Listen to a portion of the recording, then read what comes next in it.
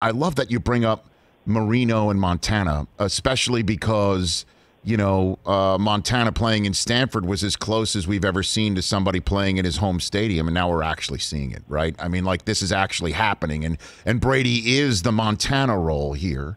But, Marino, despite being with Shula, right? When Marino's with Shula, you're like, they're definitely going to get back.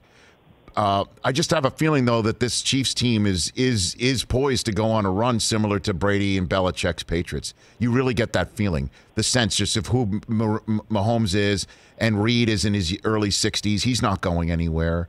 And Tyreek Hill and Kelsey are not the version of, like, David Patton and Manawui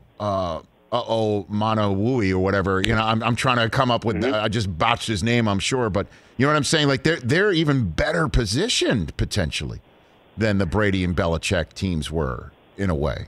Well, on offense, I mean, certainly those teams were outstanding on defense, and 01, especially 03, 04, and 07, they had a lot of those veterans still. They weren't quite the same, but they had Randy Moss, Wes Welker. So that offensively was the one. Of course, they went 18.9-0, right?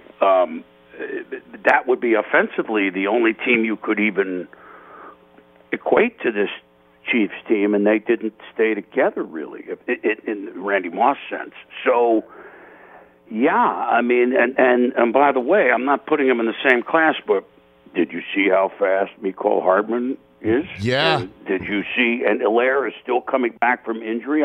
Look, every year, Rich, you and I do the exercise, and I'm not saying, the Chiefs won't make the playoffs next year, and neither will the Bucs, whatever. But we always wonder, well, how will these teams not be successful for a while?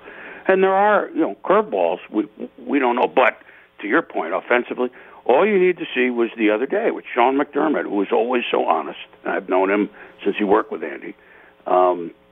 They were just too fast for us. Now, that was a interesting, but if you watched it, that's what it was. You don't need to XO it. I mean, you could.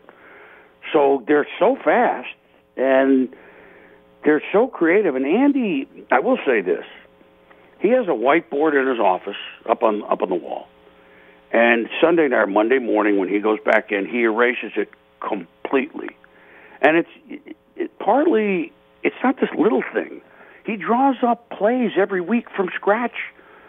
And maybe 19 out of 21 that's up there, we're not using that. And one or two get into the game plan. In other words, that's the fun part with the team. Like in the Super Bowl last year, they did that twisteroo from the Rose Bowl in the late 40s because it was fun. This is a Super Bowl. This isn't Thursday practice in September to keep them interested. So yes, to your point, offensively, I mean, could they lose this game? Sure. But they are set up, if things stay the same, the train moving down the track for quite a while. Hey, you watched all the way to the end. Thanks for that. Watch more right here.